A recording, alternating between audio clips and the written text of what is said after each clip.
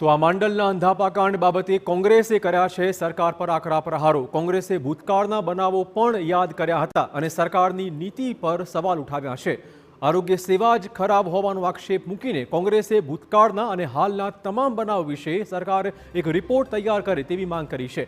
કોંગ્રેસે આધુનિક મશીનો ચલાવવા પૂરતો સ્ટાફ ન હોવાનો ઉલ્લેખ કર્યો હતો અને આંખની હોસ્પિટલમાં 70% ટેકનિકલ સ્ટાફની ઘટ હોવાનો પણ તેમણે દાવો કર્યો છે। આરોગ્ય તંત્ર કુંભકર્ણની નિંદ્રામાં છે અને ભ્રષ્ટાચારમાં ખરીદીમાં મોટા પાયે છે। અનેક હોસ્પિટલની અંદર ઓપ્થોલોજીસ્ટ સહિતના નિષ્ણાત પ્રકારના સાધનો ખરીદીને મૂકી દીધા છે, પણ આજે પણ એનું કવર ખુલતું નથી, કારણ કે એને ઓપરેટ કરનાર માણસો જ નથી। એટલે સરકારની નીતિને નિયત સાફ છે। ખરીદીમાં ને ટેન્ડરમાં સરકારને રસ છે, પણ સામાન્ય માણસની સારવારમાં સરકારને જરા પણ રસ ન હોય તેવું એક પછી એક દુર્ઘટના પછી સામે આવે છે।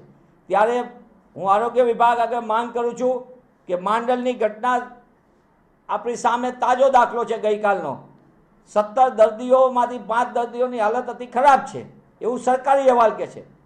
અને ભૂતકાળની અંદર જ્યારે શાંતાબા મેડિકલ કોલેજમાં અમરેલીની ઘટના હોય, અગાઉ નડિયાદની, આણંદની, રાજકોટની આ બધી ઘટનાઓનો સરકાર સર્વગાહી અહેવાલ કરી અને સરકારની દ્રષ્ટિ સાફ હોય